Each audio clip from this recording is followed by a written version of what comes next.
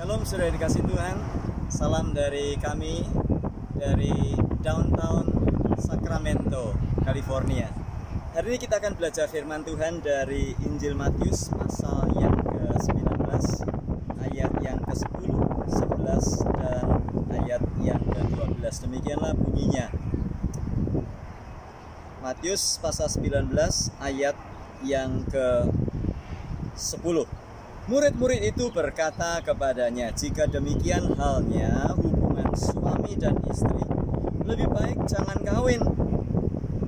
Akan tetapi ia berkata kepada mereka, maksudnya Yesus berkata kepada mereka, "Tidak semua orang dapat mengerti perkataan itu, hanya mereka yang dikaruniai saja. Ada orang yang tidak dapat kawin karena ia memang lahir demikian dari rahim ibunya.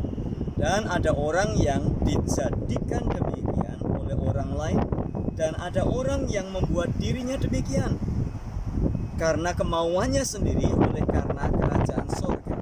Siapa yang dapat mengerti, hendaklah ia mengerti." Menarik kita membaca bagian ini sebagaimana yang sudah saya sebutkan kemarin di dalam bahasan video saya kemarin. Membahas tentang perceraian adalah sesuatu yang sangat sensitif. Saya menyadari ada banyak orang yang merasa tidak nyaman karena bahasan tentang apa pendapat Yesus tentang perceraian. Akan tetapi manakala kita memutuskan diri mengikut Yesus, maka mau tidak mau kita terikat kepada apapun yang dikatakan oleh Tuhan Yesus, karena kita percaya bahwa Dia adalah Tuhan dan Juru Selamat. Nah, kemarin kita sudah belajar bahwa pernikahan adalah sesuatu yang mengikat, baik antara suami dan istri, tetapi juga mengikat karena terikat di hadapan Tuhan, yang olehnya firman Tuhan berkata, apa yang dipersatukan manusia tidak boleh diceraikan oleh Tuhan Allah. Lalu pertanyaannya, kalau sudah terlanjur bercerai bagaimana? Nah, ayat yang ke-9 berkata, "Tetapi aku berkata kepadamu, barang siapa menceraikan istrinya kecuali karena zina, lalu kawin dengan perempuan lain, ia berbuat zina." Artinya apa? Kalau sudah terlanjur bercerai bagaimana? Menurut Tuhan Yesus, menurut ayat ini, maka seseorang yang sudah bercerai sebaiknya tidak menikah lagi. Itu yang dimaksudkan oleh Tuhan Yesus. Nah, mendengar penjelasan Yesus yang seperti itu, maka murid-murid berkata, karena pernikahan adalah sesuatu yang mengikat. Bahkan kalau kita membaca Efesus pasal 5 ayat 22 dan seterusnya, mengapa pernikahan mengikat? Oleh karena pernikahan suami istri adalah gambaran hubungan Kristus dengan gerejanya yang terikat selama-lamanya, tidak pernah saling meninggalkan satu dengan yang lainnya. Maka murid-murid berkata kepada Yesus, "Jika demikian halnya hubungan antara suami dan istri, lebih baik jangan kawin kalau gitu." Artinya supaya tidak bersalah, oleh karena pernikahan adalah sesuatu yang mengikat. Artinya sekali menikah tidak boleh bercerai kecuali maut menceraikan. Nah, menanggapi pertanyaan murid-murid, maka Yesus berkata, tidak semua orang dapat mengerti perkataan ini, hanya mereka yang dikaruniai. Ayat 12, ada orang yang tidak dapat kawin karena memang lahir demikian dari rahim ibunya. Mungkin ada orang yang memang punya kelemahan-kelemahan fisik, kekurangan, atau hal-hal yang tidak bisa disebutkan di sini, yang karenanya membuat dia tidak bisa kawin, tidak bisa menikah. Sekali lagi, kawin bukan sekedar urusan hubungan seks. Jangan salah. Nah, kenapa? Memang lahir demikian dari rahim ibunya. Tuhan Yesus tidak menjelaskan mengapa. Nah, tentunya kita akan bisa menemukan hal-hal seperti itu di dalam kehidupan kita. Dan kita tidak boleh mengartikan apa yang Yesus memang tidak sebutkan di sini. Jadi ada orang-orang yang dari lahirnya memang tidak bisa menikah, tidak bisa kawin. Lalu yang kedua dikatakan, ada orang yang dijadikan demikian oleh orang lain. Jadi artinya oleh karena perbuatan seseorang, maka orang itu jadi tidak bisa kawin. Tapi bukan berarti begini ya, wah iya betul ini betul saya aminkan. Saya pernah disakiti laki-laki Pak, itu sebabnya saya memutuskan saya nggak kawin. Itu beda, itu kepahitan. Tetapi ada orang yang dijadikan demikian, artinya ada orang-orang yang memang mungkin oleh karena perbuatan orang lain melukai, mencederai dia sehingga dia tidak bisa kawin. Itu yang kedua. Yang ketiga, dan ada orang yang membuat dirinya demikian karena kemauannya sendiri oleh karena kerajaan surga. Nah, bagian yang ketiga yang dimaksud Yesus di sini adalah ada orang yang karena kepingin melayani Tuhan, dia kepingin memberikan dirinya untuk Tuhan sepenuh waktu, yang karenanya dia memutuskan untuk tidak kawin. Nah, ini yang dibahas oleh Rasul Paulus di dalam 1 Korintus pasal 7. Ada orang-orang yang memutuskan diri untuk tidak menikah. Nah, terhadap orang-orang seperti itu Rasul Paulus mengingatkan, jangan kamu sombong. Kalau kamu menikah itu baik, kalau kamu memutuskan tidak menikah pun jangan kamu jatuh dalam dosa kesombongan.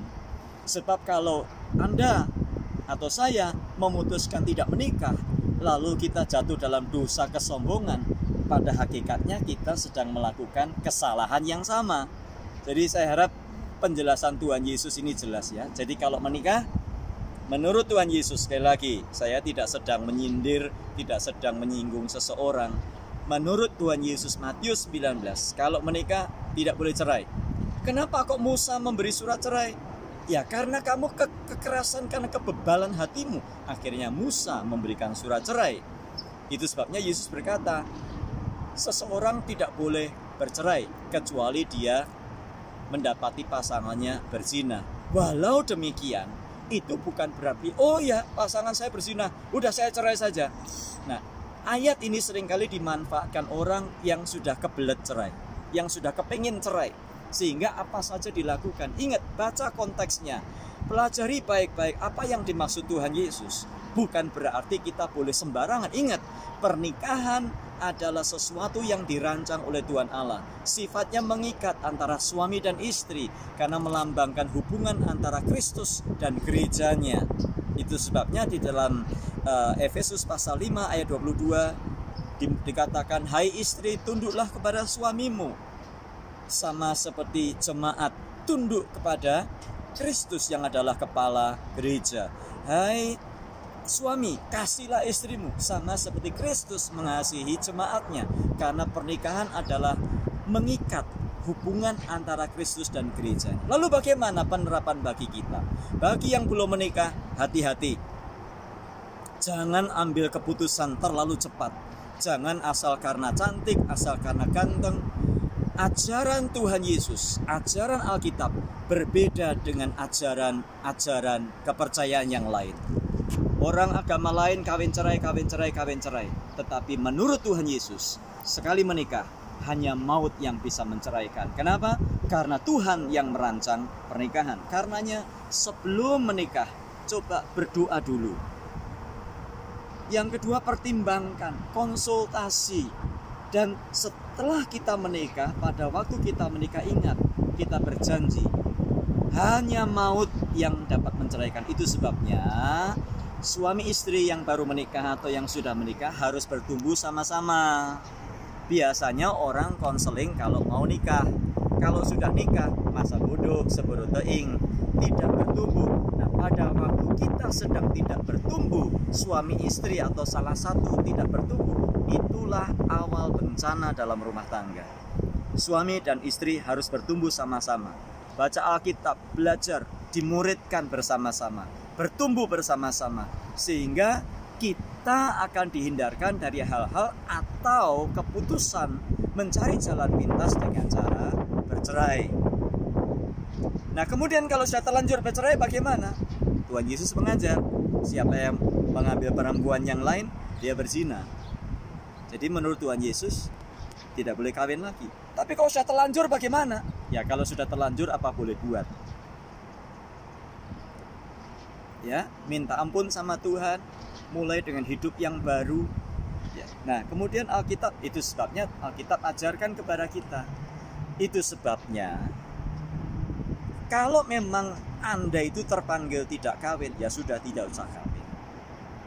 Yang tidak kawin tidak berdosa, yang kawin juga tidak berdosa. Artinya adalah segala sesuatu diputuskan menurut apa yang dikatakan Tuhan Yesus. Kiranya Tuhan memberkati kita. Mari kita berdoa. Ya Tuhan, terima kasih untuk berkat-Mu pada hari ini. Tuhan, ajari kami untuk kami rendah hati, belajar tunduk kepada apa maunya Tuhan.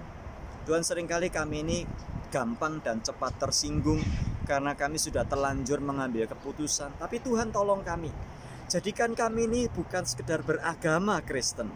Jadikan kami orang-orang yang mengikuti petunjuk perintah Tuhan Yesus, karena kami adalah murid-murid Kristus. Karena itulah kami dipanggil Kristen. Tolong kami Tuhan, walaupun ini berat bagi sebagian orang atau maupun bagi banyak orang. Tapi Tuhan, kami mau jadi pengikut-Mu yang setia. Kiranya firman ini jadi petunjuk, jadi kekuatan bagi kami untuk kami memulai suatu kehidupan yang baru. Hidup memuliakan Tuhan. Nama Tuhan Yesus dipermuliakan. Dalam Tuhan Yesus kami berdoa. Puji Tuhan, Tuhan memberkati. Maju terus dalam Tuhan. Amin.